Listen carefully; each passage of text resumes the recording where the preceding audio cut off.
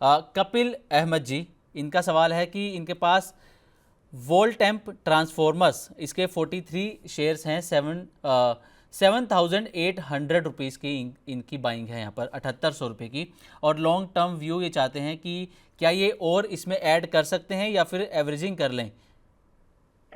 Add कर सकते हैं। और लॉन्ग टर्म व्यू मतलब आप कम से कम 1 साल की तो बात कर ही रहे हैं हम लोग, इसका मतलब ये है।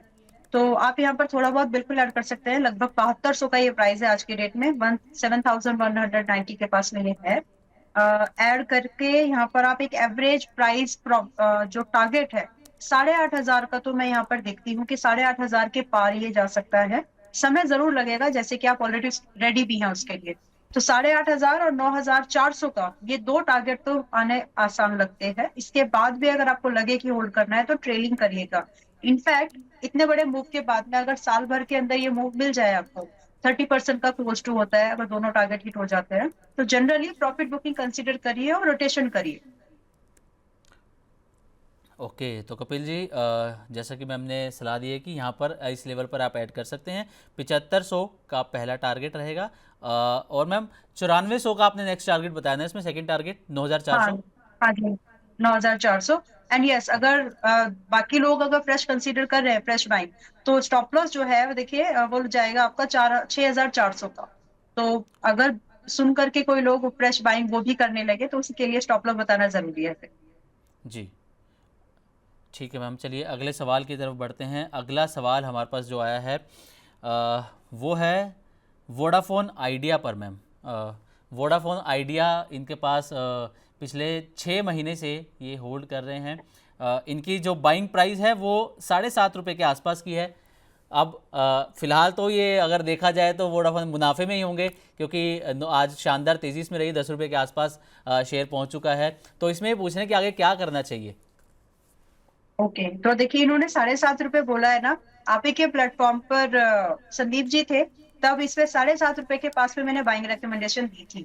तो अगर ये वही उनमें उसी भाव पर अगर ये हमारे कहने पर खरीदी की है, तो मैं तो आज बोलूंगी कि आप थोड़ा सा ही चाहे प्रॉफिट बुक जरूर करें, लेकिन है यहाँ पर इसमें अभी नए टारगेट्स आना बाकी है। देखिए मैंने बात की थी 9 रुपए 20 पैसे, 10 रुपए, 11 रुपए, 12 एंड 14 रुपीज, ये टारगेट्स थे जो मुझे याद है कि मैंने यहाँ पर आपके साथ में मनी नाइन के साथ में शेयर किए थे। और इन्होंने एग्जैक्ट वही प्राइस बोला है, 7 रुपए 50 पैसे का। तो अभी भी आप होल्ड करिए। आप आराम से यहाँ से 11 रुपए का एक भाव और देखेंगे, आज 10 का हाई लग गया है। आप 11 रुपए का भाव और देखेंगे, 2-4 दिन का समय और दीजिए। ये आपको 11 रुपए का रेट भी दिखा सकता है, फिर चाहे तो आप प्रॉफिट बुकिंग कर सकते हैं। बिकॉज अगर हम बात करें परसेंटेज वाइज, तो 7.5 रुपए से लगभग 11 रुपए, ऑलमोस्ट 48% का गेन है।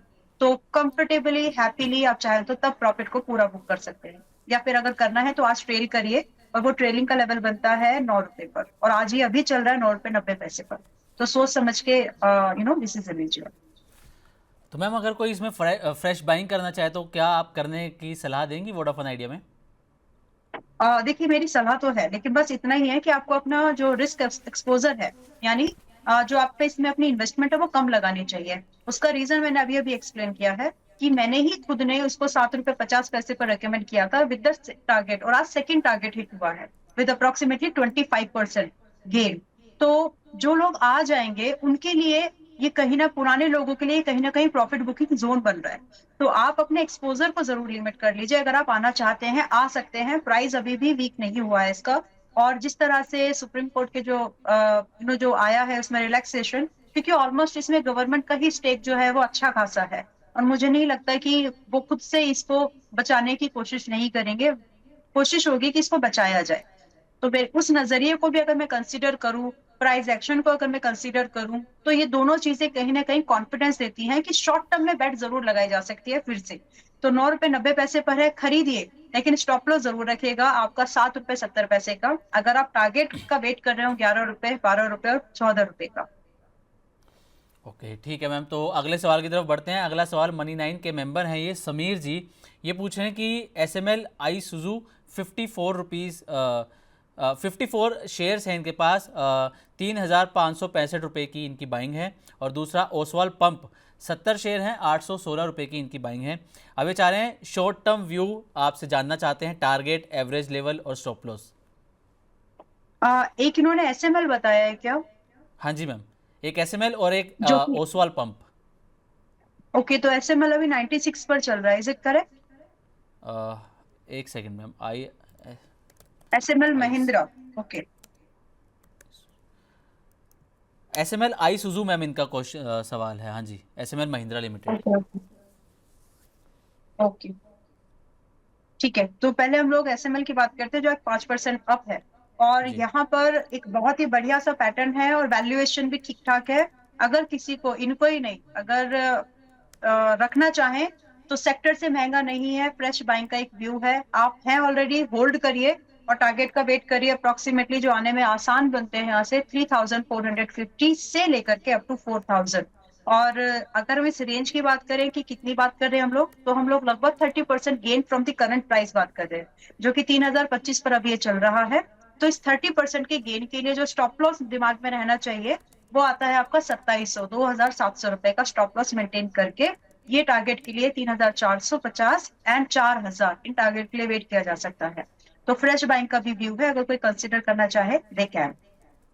ओके। और दूसरा स्टॉक जो यहाँ पर डिस्कस किया गया है, ओसवाल करना पंप्स। है, वो है ओसवाल पंप्स। यस। जी तो ओसवाल पंप में अगर आप कंफर्टेबल है, कितनी की बाइंग बताई है मुझे एक बार दोबारा बता सकते हैं प्लीज? जी मैम, 816 रुपये।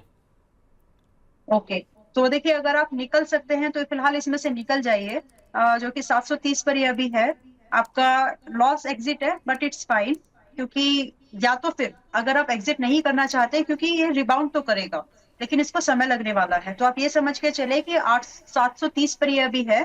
और ये कहीं ना कहीं आपके पेशेंस चेक करेगा 700 तक। ठीक है। तो अगर आप रख सकते हैं रखिए। स्टॉप लॉस जो मेंटेन करना है, मैं आपको एवरेजिंग के लिए एक लेवल बताऊंगी अभी। तो आपको जो स्टॉप लॉस मेंटेन करना चाहिए, दैट एट 670, 670 का स्टॉप लॉस मेंटेन करके अगर आप इसको रख सकते हैं तो रख लीजिए। क्योंकि इसमें जो एग्जिट मिलेगा, एक एवरेज एग्जिट मिल सकता है यहाँ पर आपको 815 का। एंड दूसरा टारगेट मुश्किल है उतने मोमेंटम में 860 का, लेकिन 815 तो मिल सकता है। So it's now up to you कि अगर आप एक एवरेजिंग यहाँ पर कर सकते हैं तो कर लीजिए 700 के आसपास, उससे पहले नहीं। और क्यों यहाँ पर एक पॉसिबिलिटीज बनती है, मैं उसका रीजन आपको देती हूँ अभी। क्यों ये रिबाउंड हो सकता है और 700 के पास तक क्यों आ सकता है। देखिए, सेक्टर का मल्टीपल इसमें 37 का है और स्टॉक का है लगभग आपका 30 का। तो डिस्काउंटेड वैल्यूएशन कंपेरेटिवली सेक्टर के ये मिल रहा है, वन थिंग। दूसरा, कंपनी में प्रॉफिटेबिलिटी है। Year on year, quarter on quarter अगर आप देख रहे हैं तो इसमें प्रॉफिट दिख रहा है। और यही चीज है जो कि आपके कॉन्फिडेंस को इसमें बढ़ाती है। तो अगर ये एवरेज करके आप एग्जिट लेना चाहें, यानी टारगेट का वेट करना चाहें, that is also, that can be done. अगर आप ऐसे भी इसको रखना चाहें तो भी रख सकते हैं। बोथ द केसेस आपका स्टॉप लॉस 670 का ही होगा for the target 815 and 860 minimum. Okay. तो समीर जी, एसएमएल आई सुजू की अगर पहले बात करें तो मैम ने स्टॉप लॉस दिया है आपको 2700 रुपये का यहाँ पर। और फ्रेश बाइंग अगर कोई करना चाहे वो भी इसमें कर सकता है। और जो टारगेट दिया है वो दिया है 3450 से 4000 रुपये तक के, इसमें आपको टारगेट देखने को मिल सकते हैं। ओसवाल पंप्स में आपको फिलहाल एग्जिट करने की सलाह रहेगी अगर आप थोड़ा सा नुकसान झेल सकते हैं। तो अगर नहीं झेल सकते तो एक स्टॉप लॉस मेंटेन करके चलिएगा 670 का, 670 रुपये। और जो एवरेज एग्जिट आप ले सकते हैं वो 815 पर ले सकते हैं। इसके बाद आपको 860 रुपये तक के लेवल देखने को मिलेंगे, लेकिन आपको इसमें टाइम यहाँ पर ज़्यादा देना पड़ेगा। और 700 रुपये के आसपास आप यहाँ पर एवरेजिंग करना चाहें तो ओसवाल पंप्स में कर सकते हैं। अगला सवाल हमारे पास है एसके टेक्निकल। इनका जो यूट्यूब हैंडल है वो इस नाम से है, एसके टेक्निकल। ये पूछ रहे हैं मैम, बजाज हाउसिंग फाइनेंस के इनके पास 300 शेयर हैं 122 रुपये के रेट पर, तो इसमें क्या करना चाहिए? ओके, देखिए आज की डेट में तो ये खरीदने लायक है, तो आप पहले से हैं तो बने रहिए, एवरेज करने की जरूरत नहीं है। क्योंकि जब ये चलेगा तो ये उस स्पीड में चलेगा कि आपको एक प्रॉफिटेबल एग्जिट ये दे पाएगा। तो एवरेज की सलाह नहीं होगी, अगर आपका फंड सलाह नहीं है तो लेट इट बी। बट इसमें जो आपको एक एग्जिट मिलने के चांसेस बनते हैं 125 का एक पहला टारगेट। एंड इनफैक्ट 140 भी इसमें आ सकता है। तो और जो इसमें स्टॉप लॉस मेंटेन करके अब हम चलने की सलाह मेरी रहेगी, 110 पर है। 104 क्लोजिंग बेस्ड आप यहाँ पर एक स्टॉप लॉस मेंटेन करके जरूर रख लीजिएगा। ओके। तो 104 रुपये का बजाज हाउसिंग फाइनेंस में एक स्टॉप लॉस मेंटेन करके आप चलिएगा। 125 रुपये का पहला टारगेट आपको आता हुआ यहाँ पर नज़र आ सकता है और वहीं से आपको एग्जिट की भी सलाह दी गई है। 140 भी आपको यहाँ पर लेवल देखने को मिल सकते हैं। अगला सवाल मैम, मलय जी इनका नाम है, ये थोड़ा सा परेशान है, ये कह रहे हैं कि I have been trapped in this shares. इसमें MIC है जो कि इनकी 70 रुपये की बाइंग है और DCX इसमें 293 रुपीज़ की इनकी बाइंग है। इसके अलावा टाइम टेक्नो ये 245 रुपये पर इनकी खरीदारी है। अब ये आपसे वे आउट पूछना चाह रहे हैं मैम कि क्या करना चाहिए, ये अपने आप को ट्रैप्ड फील कर रहे हैं इसके अंदर। इन्होंने MICL बोला है और टाइम टेक्नो, थर्ड स्टॉक कौन सा बताया था?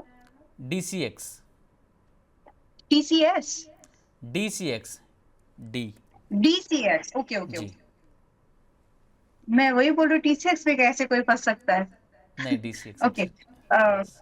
तो MICL देखिए, अभी एक पॉजिटिव बायस यहाँ पे बनता है, रिबाउंड के चांसेस है। अगर आप किस भाव पर आपने बताया है, बट वट एवर, देखिए यहाँ से अभी एक रिबाउंड की पॉसिबिलिटीज बनती है एंड आसानी से ये भी 56 रुपए 57 रुपए के पास में है।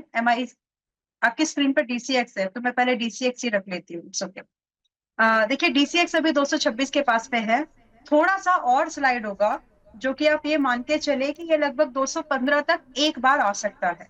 इससे ज्यादा की पॉसिबिलिटी मुझे नहीं लगती कि 215 से ज्यादा नीचे जाए। तो यहाँ तक ही इसमें पेन बचा है। और इसमें जाने के चांसेस इसलिए क्योंकि सेक्टर से अभी भी महंगा ही है, डबल मल्टीपल से भी ज्यादा पर ये अभी है।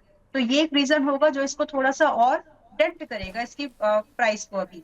तो इसके बाद लेकिन आप ये मान के चले कि 215 के बाद जो कि एक स्ट्रॉन्ग सपोर्ट बन रहा है, यहाँ से रिबाउंड के चांसेस बहुत ज्यादा बनेंगे। एंड जो कंबाइंडेड टारगेट अगर हम देख रहे हैं, मतलब यहाँ से 215 के बाद, अभी ये 226 है, 215 बिल्कुल आ सकता है। तो इसके बाद जो यहाँ से टारगेट बनेंगे 270 का पहला ही टारगेट है, जो कि काफी बड़ा भी है। तो 270 एंड 315 ये दो टारगेट के लिए इसको रखा जा सकता है।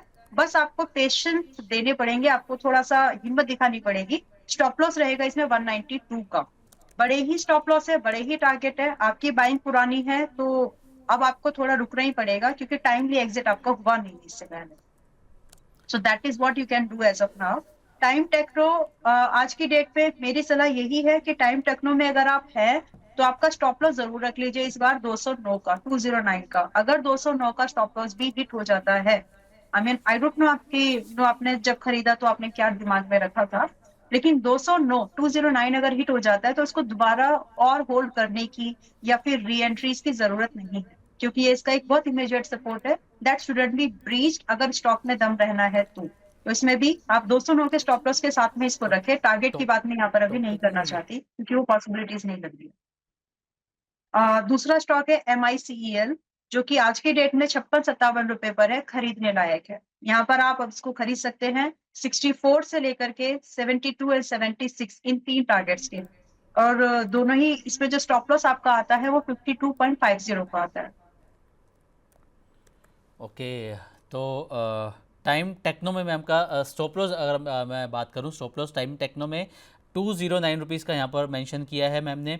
DCX में स्टॉप लॉस 192 रुपीज़ और MIC में मैम 52 रुपये 50 पैसे। हाँ जी,